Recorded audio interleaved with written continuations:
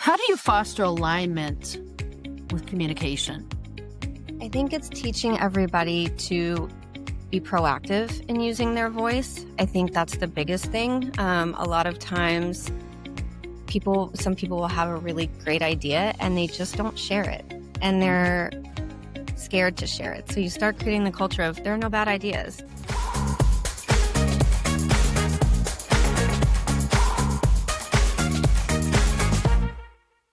Welcome, everybody, to the Veterinary Insider Podcast. My name is Christie Cornelius, and I am your host. Today, we have special guests, Tanner and Dana Minacapelli, and they are with us from Pawsitive Guidance, LLC, and they are both very experienced practice managers, in addition to many of the things, and their goal is to bring more education and more infrastructure to practices, and they do it in a way that is more accessible for us as independent veterinarians and veterinary technicians. And so we welcome them today. Would love to have them start out by introducing themselves and tell us why you do what you do. Okay, I'll start. My name is Dana Minacapelli.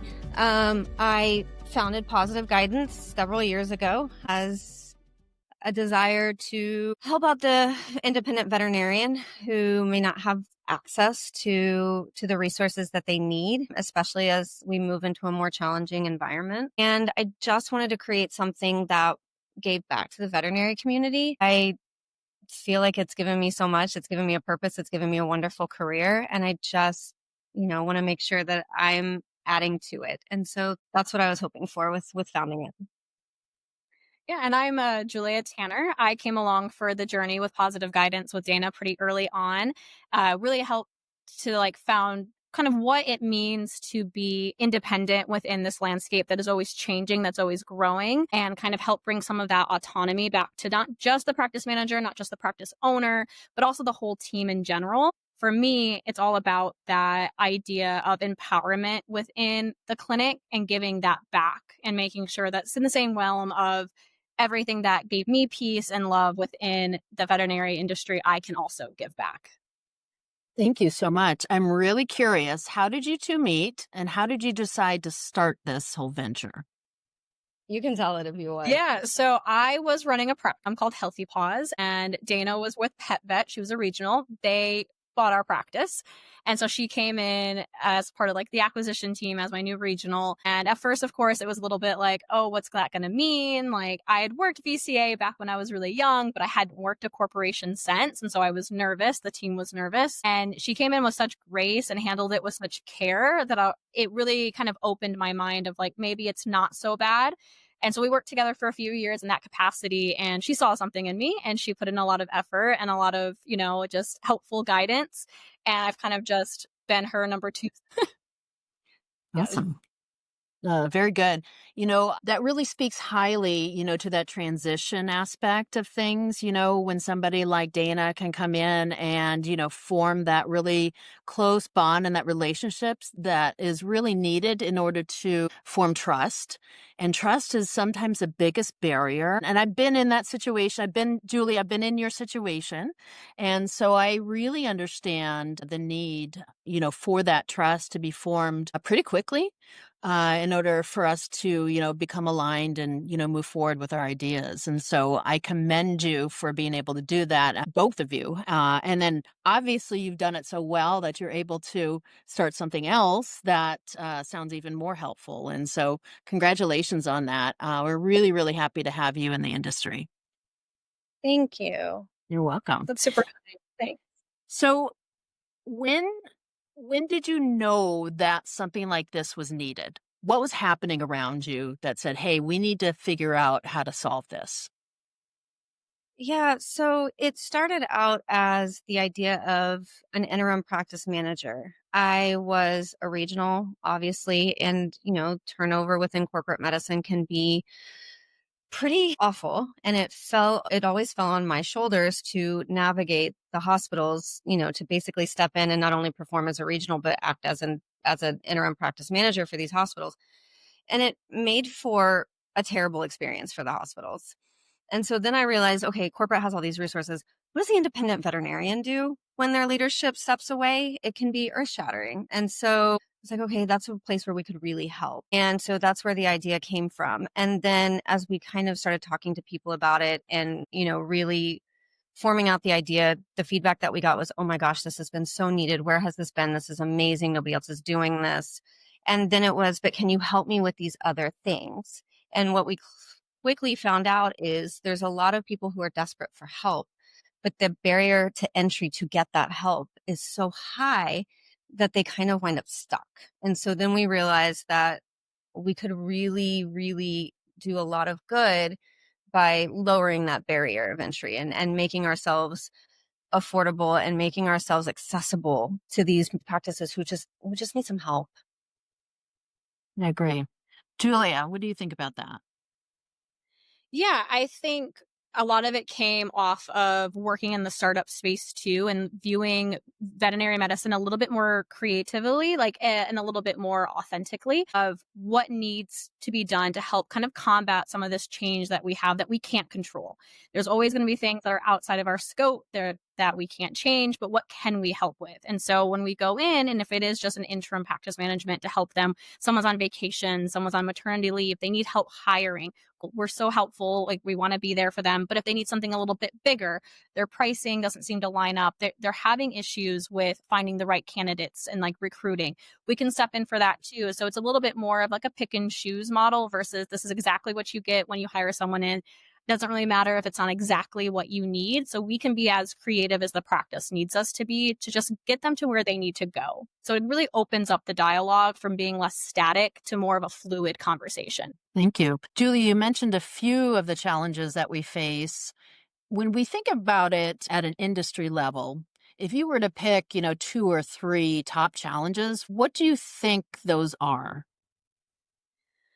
Man, I would say there's always the challenge of understanding how to grow within a changing landscape, be it that a technology scope, and how to increase not just your efficiency, but your how you appeal not just to clients, but to other doctors, other staff members.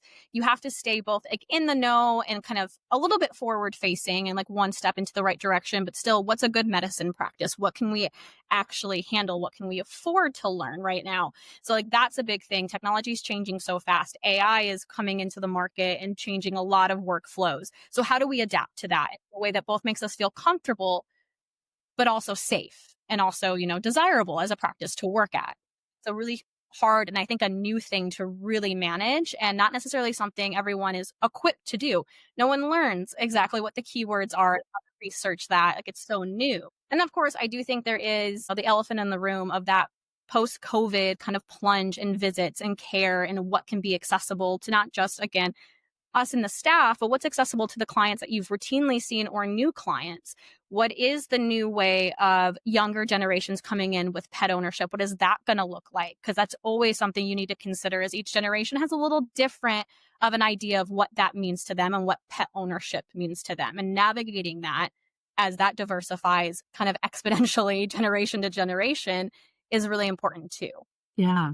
Dana, what would you add to that? Not a whole lot. I think for us, one of the things that we've been really focused on is navigating kind of the post-COVID landscape. I think there was a lot of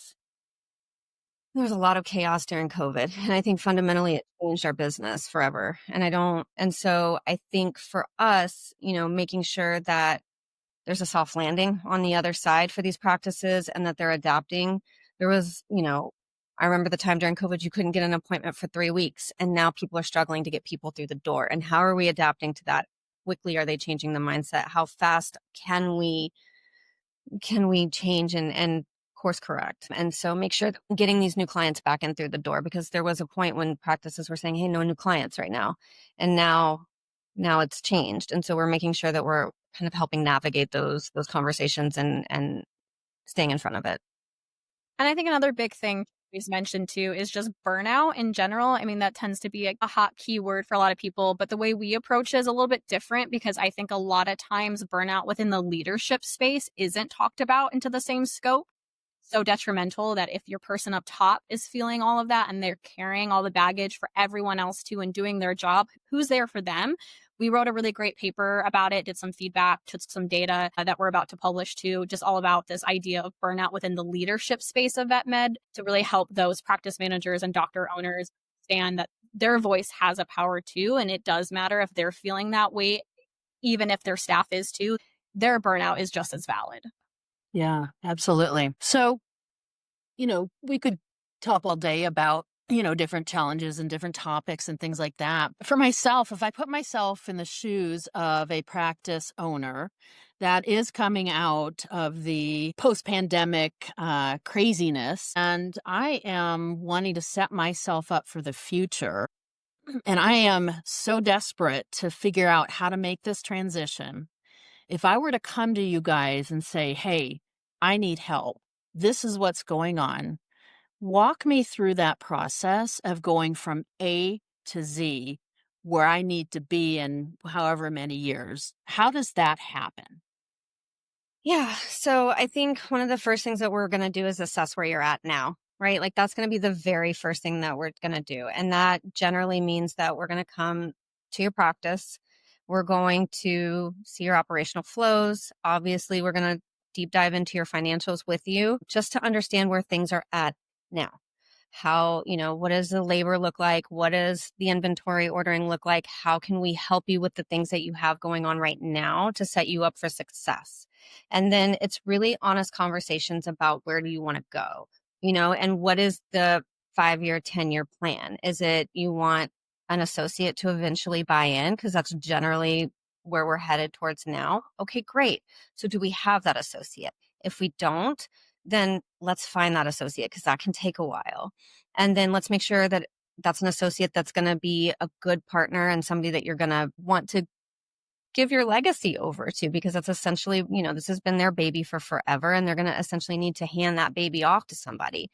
And so then it's working with the people that we've built really strong relationships with to make sure that associate's in a good place to buy the practice in a few years, or even start by buying into the practice so that we can keep vet med within vet med. And we'll help you, then from there, let's grow this. Let's start working with the marketing, making sure that we're focused on the right things. Let's talk about, can we grow out different offerings for the clients? Do we need to bring in new equipment? What does this new veterinarian love to do? Do they like to do acupuncture? Do they like to do other different things? Are they very good at ultrasonography? Okay, great. Then let's figure out how we invest in those things to continue to grow the practice. And so it starts with where are you at right now? And then a really honest conversation about where you want to go. And then making sure that we cover all of those pieces in between. And somewhere in there, if you don't have a practice manager, you're going to need one. And so we can help until we find the right person. And that's sort of always our goal. We don't want to be there for forever. So we help until we find the right person, kind of train them up on what we've gotten started, really set them up for success. And then we let them, and we're always available to help if need be after that. Yeah, excellent. Julia? It's this idea to, yes, we're going to help you understand where you're financially at. Yes, we're going to help you figure out what does your market look like within there and how do you tap into it. But there's also sometimes this understated, what is your culture at the practice and what do you want it to be? What is your turnover? Is it something you can control? Like, what is that, like Dana said, your legacy? Because we're no longer buying into equity within a corporate group. You're creating legacy. So what is that? What are your pillars of truth within that practice? And how do we grow on that? What does mentorship look like for technicians? What does it look like for the state of growth from kennel to receptionist, on up? What does that look like too? Because we have to build each foundational level, like layer, so that way if something starts to go a little bit askew a couple years down the road, where that kind of hole is coming from, and you can fix that, and you can kind of boost up that foundational piece there instead of having to recreate the whole wheel. So once we get this good scope and we kind of teach that scope of what a practice really is outside of just medicine and outside of just payroll, it makes it a lot easier for them to carry that into the future without us there kind of holding their hands. Yeah, yeah. So for our listeners, can you go into a little bit about what Pillars of Truth is? What do you mean by that? Sure. I think for me, a pillars of truth, some people think of it as like a mission statement. They might think of it as they're just their tenets of how they structure their business model and like what they want their clients to feel when they walk in that door.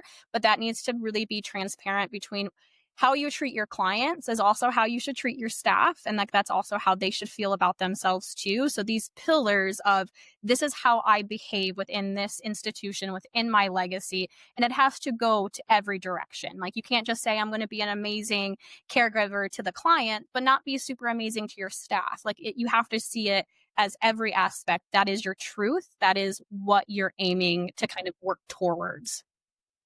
Thank you. And how does a company's values fit in with that? I think they kind of go hand in hand. I think some values definitely can be a little bit more business ended or a little bit more client or a little bit more like within the practice team. But I think at the end of the day, when you really kind of scope them down and you drill into them, they will all have the same exact truth within it. You want good patient care. That means you treat your staff well and you train them well because they can give the good care too. It means there is a path to mentorship. There's a path to, to growth within there. And that helps keep good patient care. So they all drill down to the same kind of existential truth within that practice. Yeah, thank you.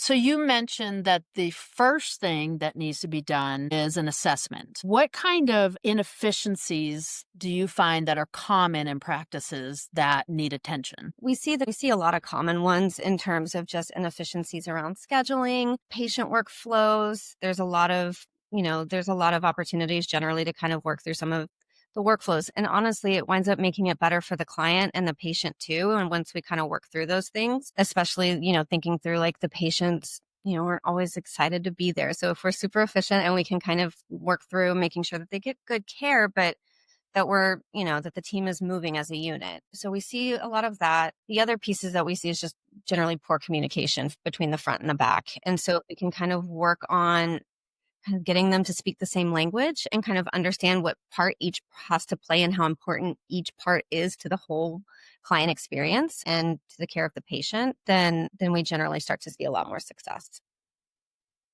How do you foster alignment with communication? I think it's teaching everybody to be proactive in using their voice. I think that's the biggest thing. A lot of times, some people will have a really great idea and they just don't share it. And they're scared to share it. So you start creating the culture of there are no bad ideas. And so you start, if we're having problems, there are generally no bad ideas. We want to hear it and we want to work through it because generally these people are in it day to day. They're the ones doing the work day to day. So they know where the holes are. They know where they're getting caught up. And so if you empower them to use their voice and to be better communicators and to speak up and say, hey, I think this would be a great idea. Well, let's try it. You get a lot of really good ideas out of it. And on the other side of it, you're empowering the people in the back to be very open to those things. Like this isn't a test of your character. This is, hey, we just all want this to go really well. So it sort of opens the door for everybody having a bigger voice. And sometimes too, it's teaching the difference between the way you communicate and the way others hear you. Everyone has a different communication style. And sometimes you really have to train that of like, I understand what you're saying is super logical, but you're talking to someone who uses more emotive words. So if you want them to understand you, maybe try talking this way. Same idea, same like overarching theme, slightly different lingo. So that way they can hear you. Super important with management to understand that they need to take on this idea that you have to communicate with your staff in a way they understand. It takes effort. It takes a lot of training, a lot of, practice and failure, but like it's a really important thing to really internalize of that the way you speak might be natural to you, but it might not necessarily be a natural way of other people of listening. And it's really for leadership to understand that. Yeah. So when you work with a team and you feel that you get them to the point that they're fully aligned, how do you keep them aligned? Julie, you can answer that one. So I think it's also teaching them this idea that I think we picked up from our years in startup culture of failing upwards. So a lot of times when there is an alignment, someone does have a great idea, maybe it doesn't work. And then you have this fear of it breaking trust of like, oh, we trusted you to come up with this idea. And it's No, like we did, yes. And it was still a good idea. It didn't work, but why? What did we learn? Everything has a learning objective tied to it if you choose to think of it that way. And that's the way good teams do. Oh, we learned this part of it worked, but maybe not C and D, maybe just A and B. And then you get to be creative with it and meet in teams and be like, okay, let's try it this way instead. So you get to adapt. And once you have a team that is open to adapting and open to kind of being a little quicker on their mental feet about like, what does this mean? They don't see it as a failure. They don't see it as a personal hit. They just see it as another step to the goal. You don't have a lot of those like long-term pushbacks because you just have a more cohesive and honest and trusting team in general. Yeah. Cool. I want to move on to, key metrics to track. But first, I want to, because there's a lot of people listening that like to look up things as they're listening to the podcast. So why don't we just take a moment and let you guys talk about how everybody can get in contact with you? Yeah, I mean, we have our website, which is www.positiviguidancellc.com, which is PAWSITIVE guidance.com. And generally, there's a way to schedule time with both Julia and I on the website, so you can reach out to us and get time scheduled with us. You can also reach out via LinkedIn too, if that's more of your speed. So feel free to drop us a link there, drop us a DM. Always happy to communicate through there too. So let's move on to, tracking the key things that are important so that we know as a group whether or not what we're doing is working. What are those things that we're keeping track of? I think the big ones that I always tell practices to look at, we know expenses, right? Like nobody needs to beat that over anyone's head anymore. But I think some of the bigger ones, what's your new client growth? How many new clients are you seeing? Because that's going to be very predictive of how your practice is going to grow over the next 6 months to a year. The other thing that I always tell people to watch for is turnover. Most people can tell you how many people have left their practice. If you ask a veterinarian, what's your turnover look like? Oh, well, I lost 5 people last year. Okay, great. You have 7 total people on your team. That means you almost turned your entire team over the last year. And that may have been good turnover. There's always a story behind the numbers, right?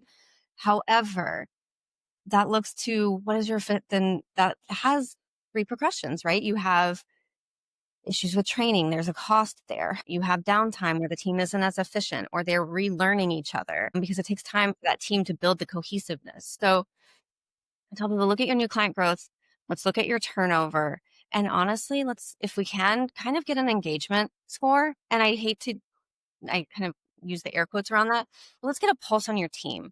Are they generally satisfied with working here? People who are happy at work just perform better. We know that across the board. That's not a secret, but it's often overlooked for the expense control and everything else. Yes, we can help you with all of those things, but let's also build something where people are happy to help you build this. Yeah, that makes sense. Julia, how do you guys grow leaders? Yeah, I think with growing leaders, when we go in there and we do our first pulse check and we kind of shadow the clinic and we try to just be flies on the walls to feel it, leaders stand out. They stand out as someone who is willing to learn, but who's interested, who has questions, who has this motivation that this is also, something that they're feeling like they have a stake in too. There's great managers across the board for sure, but a great leader is also a really good manager, but they're a little bit more open-minded. They're a little bit bigger than that when they come to like what they want to change. They just don't want to make sure the numbers look good. They want to make sure people are feeling good. They want to grow the practice as much as a person who owns it because they feel that stake in there. So one of the biggest things I think we do is we try to create a really safe space, not just for the technicians and everything, but also for the leaders too, which sometimes is a little bit harder to navigate because you do have walls up, because you feel like sometimes you're being judged for why it's not doing well, why like what you're building isn't going the way you want. So once we can create this like psychological safe space for them just to be open and honest, and we're here to help, we're not here to judge, we just want you to succeed as much as you want to succeed. Like we are your cheerleaders. That helps them open up. And they are usually pretty honest at that point of what they feel like they are lacking. Is it P&L training?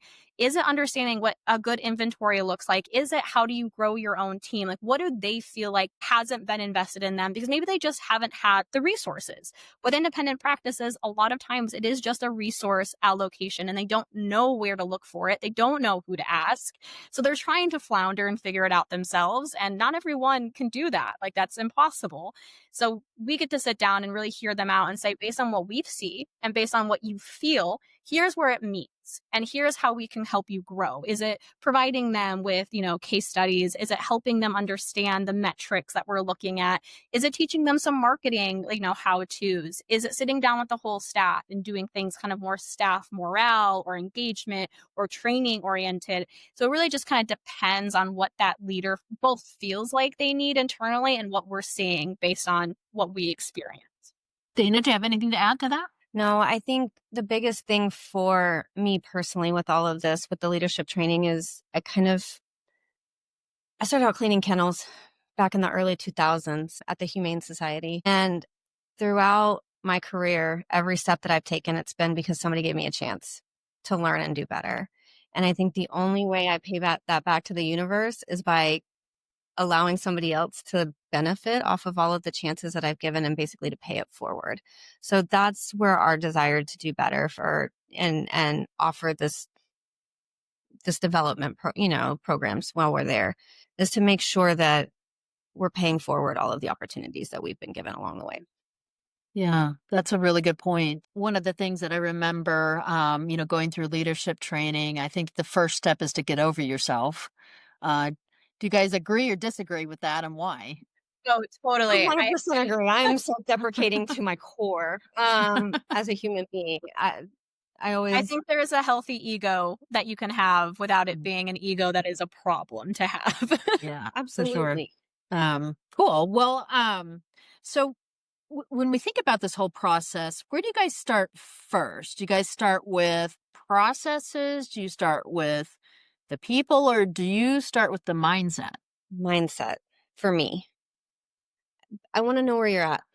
I want to know how you feel. I want to know where you're at. I want to know as much as, and that kind of mindset and people, I guess, sort of go hand in hand, because I really want to understand, where you're at. What do you need from us? What are you hoping to get out of this? What are your challenges? What can we do to be the most useful to you? And once I understand that, then we can start looking at your processes, because then I understand how your mind works. To Julia's point, very logical, or is this very emotional, or some mixture of both, depending on what we're talking about. Because at the end of the day, I'm here to help. So if I don't understand you as a person and understand your mindset and how you're thinking, I'm not going to be useful. And it's going to throw up walls. And so it's the point is to break those down so that we can really get in and help. And so that's where we start, or at least where I start personally. I mean, it's pretty much the same for me. I think I go a little bit heavier on the people just because naturally of who I am. But it is with that same kind of backbone of like Dana said, where are you? But also, where do you see yourself? Like, if you could envision, a perfect 2.0 version of what's going on, what is that? And like, what is realistic? And what is that timeline? And what can we provide you within that? Because I think sometimes we get afraid to make goals and we get afraid to have wishes, especially when things aren't going super well. You get so beat down. And so I want to bring that back up. I want that joy to be back. I want hope to be back. Like, hope is such a powerful tool, both internally and then like how it externally shapes everything you do. And so often we go in and you can just tell there's a little bit of a light missing because they feel so bad. And it's like, no, let's bring that back. This is a hopeful experience. Like, we want you to have immense joy for what you're creating. So if we can re-spark that, like, we know we're gonna be okay. Yeah. What are you guys best at? I think Dana, I'm going to speak for Dana. I think she is best at immediately going in and just disarming people. Like, she walks in and it's like they've been friends forever. There is something about the calm nature that she carries that just, no matter how high the walls are, you can't really help but like her. And that is so useful. I'm a little bit more bubbly. Like, sometimes people are like, all right, you can be a little bit much. And like, that is a little bit on purpose. And that helps a lot of the support team helps them make me feel like I'm more of a friend. And that gets a lot of honesty out of people too. We're a little bit of like a 1-2 kind of thing. And so at least for me, I find her biggest strength is that moment of first interaction of trust building, she's better than anyone I've ever met. Yeah. Yeah. Yeah. So she goes in there like a ninja and like, Yeah. yeah, right. While you come over here, Ms. Bubbly, and you kind of fix whatever stymied these people because she's so effective in what she does, right? Yes, And it makes it exactly. easier for you to go from there. So yeah, that mind shift thing. But yeah, that's pretty ninja. So that's cool. Thank you. I leverage my background. You know what I mean? That's the easiest thing for me, is to leverage how much time I've spent as a technician or a practice manager. I've done it. Everything except being a doctor, because I didn't go to school. I've held the role. So I can understand and I can empathize with what their day looks like. And so I always lead with that. Like, hey, I'm not, I'm on the job trained. I know what you're going through. I know it's tough. And so I generally don't, I come in very casual, even in the way that I dress. I want it to be approachable. I want us as a company to feel approachable all the way around. Mhm. Yeah. Great point. So yeah, you guys are not going to get away from here without me asking about AI. So I want to know what you feel the true role of technology and artificial intelligence is for us. Yeah. So I'll start it just because I'm super into AI and all things technology. Love it. I think the power of AI is best if you harness it for efficiency. For anything that you might have to duplicate, anything that's not growing the business, anything that's not furthering patient care, the biggest way I see this being utilized is records summaries. Somebody hands you a 20-page document of 3 different vet clinics. The day they walk in, the hour they walk in, you have 30 minutes to see them get caught up. Feed it into an AI. There's a really powerful one called Echo AI, and it will summarize how many visits have they had in the past? What are their top medications? What are their most recurring issues? It's not cheating. It's helping. So that way you spend 30 seconds getting ready versus 4 or 5 minutes eating into that appointment time. And you walk in, and not only are you mentally prepared of what's going on with this pet, but you can already start an amazing foundation with that new client. I see that Fluffy's, been seen for an ear infection every April. It's April. Are we thinking it's an ear infection? Boom. You've built that trust with that client. They're coming back because you showed the care, how fast you were able to work.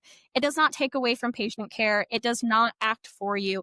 It just helps you speed up a process that is tedious by nature and cost in when you consider labor to just read someone else's convoluted medical record. Some might be in paper, some might be in a PDF, very confusing. So I think when you handle AI in a way to make your day more efficient, it leads to better patient care. It leads to more fun in the practice, cooler medicine that you get to invest in. Give yourself the time. Yeah. I would also argue that it actually teaches you how to be more empathetic. Yes, I would 100% agree. And I think people do often think AI takes out emotion from things. And I'm like, no, it gives it back because it gives you energy. It gives you more time to feel what we went into the field for. It's because we love animals. Yeah. Dana, do you want to expand on that? No, I think there's a lot of uncertainty around what AI is going to bring to the field. But I think, to Julia's point, I think with the time that it can get back and some of those tasks that have just become very tedious and feel very draining to veterinarians, I think having the ability to essentially digitize it and automate it. There we go. That's the word I was looking for. Having the ability to automate processes and make it easier on the practice. I think that gives you more time with your patients. It gives you more time with your clients. And at the end of the day, that's going to increase your bond, right? So if your client shows up with those 20 pages of notes, instead of feeling annoyed at them because now you're going to, or, disgruntled because now you have to try to go do this and it's cutting into the appointment time and you're worried about backing up the rest of the day and you're worried about what does this look like down the line. You can have it automated so fast that it's no longer the burden. And so that allows you to in a great place. And when I get behind, everything's great. And you can extrapolate from that too when you consider widening the patient care kind of zone too. I think there's a lot of clinics that have bilingual or they speak something that's not English as their first language in practice. And there's so many AIs that will help you translate. It will help you translate your discharge notes into Spanish, into French, into whatever it might be for your region. And that is also super helpful. Like we can't all be expected to speak 16 different languages. That's not realistic. But having something like a really nice AI just kind of there in your pocket for when needed to help you serve those people, especially if the 1 or 2 people in your clinic who speak Spanish are out, you don't have to try to again, shuffle through an appointment where you don't feel like you're giving your best. You can rely on something, and having that tool, that's what it is. It's a tool to help you. It's not a tool to distract from the medicine. It's not a tool to do your job. It's there to help you. And I think really embracing it where it seems fit within your practice, within your workflows, within your ethos is important to at least be open to. It's not going away. So that's good for the next lead in, because we're gonna be talking about tools, but I want to talk about them in a way because your goal is to come in and, I know part of consulting is helping the practice with a budget, right? And so if we're talking about, implementing artificial intelligence and we're talking about expenses and things, you had mentioned Echo AI as one of those things. Are there any other affordable tools for us as practitioners that we can, utilize? Yeah, I think one of the ones a lot of people kind of sometimes maybe don't consider because they're so used to it is, what is your PIMS? What are you using? Are you using something that has integrations built in or products just already there? A lot of them already do. That's just kind of the way of these practice management softwares are behaving. So if you're looking at something and you're doing paper records, okay, let's talk about that. Maybe it seems like a little bit more expense on the front side to bring in a digital record keeping, but when you then take it long term, you go, but how much time are you getting back? Labor will always be the most expensive thing in a practice. And so got to be creative with that. You might not think it's you because you're like, well, I own the business. No, it is though, because if you're slow, because the records are slow, everyone else is slowing down too, less appointments, etc. You can kind of go from there. So I think if you look at what you're handling day to day, we're all inside of a practice management system all day. That needs to be efficient. That needs to make sense for you, make sense for your growth. So we really do take a look at that too and see what are you operating? Is it operating for you? Because you should never be operating for it. You shouldn't have to be working around things that are built in that don't make sense for your workflow. We might need to look at changing that and look at it as a long-term growth strategy, a long-term budget strategy. It will save you money down the line if you're working with technology instead of against it. And this is where Julia shines. She is so good at Sounds like it. lines. Mhm. And so we're very grateful. I'm super grateful, and I know practices and have been very grateful to have her help with this stuff. Talking about technology, especially if, again, you're in a paper practice or mostly paper, it can feel so overwhelming to be like, oh, bring in AI, do this. It's like, no, we take it in steps. It doesn't have to be this hugely emotional procedure. It is just changing one workflow at a time. And so I really do try to break it down and show them that it's a tool. It's not a hindrance. Yeah. Great. So if you guys were to make some predictions as far as artificial intelligence is concerned, what might that be for 5 to 10 years out? I think a lot of it's going to depend on how telemedicine goes and how a lot of those regulations are handled state to state and kind of what that looks like. Because I would have no doubts that once telemedicine is kind of accepted all across the board, it's going to follow suit. So you're going to have virtual receptionists. You're going to have virtual after hours care that have AIs built in. Those might be local level AIs for that practice or that group, or it might be just one that you're having work with you. But I do think there is going to be a lot of these, I would say, office level tasks that are going to be automated. So that way we can have a better scope of care and you get to do more medicine and less clerical work. Awesome. Thank you. And as we start to kind of wind down here, what is one piece of advice for overwhelmed owners that you have? Don't be afraid to ask for help. We're here. And it's not just us. The community as a whole is amazing. That's part of the reason why I love this industry so much. I think, we talked about ego earlier, and I think a lot of times, whether it's ego driven or just sincerely feeling like you should have done better, right? The shoulds. Don't be afraid to ask for help. Whether it's us, whether it's the doctor down the road, whether it's your practice manager who's worked somewhere else before, reach out and pull in somebody who can even just hear you out sometimes while you're working through your process can help a lot. So I think making sure that you have a strong community is something that I would offer as advice. And for me, I think it's take a breath and give yourself some grace. It is not easy. It's not. And it's okay. It's okay to feel however you're feeling. Take a break, take a breath, give yourself grace. You deserve it. Thank you guys so much. I really appreciate the time with you. And Julia and Dana, if you can, for our audience, tell us again how to get a hold of you and how we can communicate with you moving forward. Yeah, so you can, of course, reach us at LinkedIn. You can DM us, message us anytime. That's Pawsitive Guidance, LLC on LinkedIn. Or, of course, you can reach us on our website. That's www.pawsitiveguidancellc.com. You can schedule meetings with us, create a phone call. You can even text us. Super open to whatever communication style works for you. And to everybody listening, thank you for joining us on the Veterinary Insider Podcast. And remember, you can find us at iveterinarians.org. That's the IVPA. You can also find us on Spotify and YouTube. Thank you so much, and we'll see you next time. Thank you. Thank you for having us. Thank you so much.